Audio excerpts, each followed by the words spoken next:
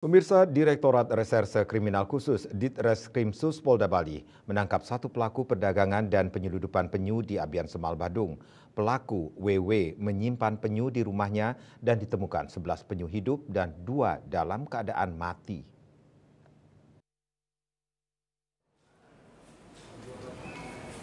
Di Reskrimsus Polda Bali, Kombes Roy Sihombing mengatakan pelaku WW menyimpan penyu di rumahnya dan ditemukan 11 penyu hidup dan 2 dalam keadaan mati. WW membeli 13 penyu tersebut dari Lombok Timur yang dibawa melalui Pelabuhan Padang Bayi, Karangasem. Satwa tersebut diturunkan di Jalan Bypass Ngurah Rai dan dibawa oleh WW ke rumahnya di Abian Semal. WW ditangkap pada 21 Maret 2025 oleh tim Unit 1 Subdit 4 Ditreskrimsus Polda Bali. Kasubdit 4 Ditreskrimsus Polda Bali AKBP Iqbal Sengaji menambahkan penyu tersebut dijual ke beberapa warung makan sekitar untuk dikonsumsi.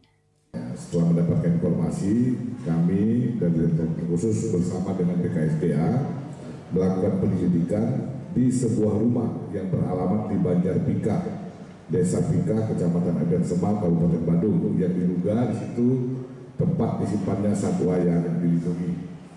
Berdasarkan hasil penyelidikan, kami menemukan ada 11 ekor penyu di dalam keadaan hidup dan 2 ekor penyu dalam keadaan mati. Atas perbuatannya, WW terancam pidana maksimal 15 tahun dan denda 200 juta rupiah hingga 5 miliar rupiah. Raiswantara, Bali TV.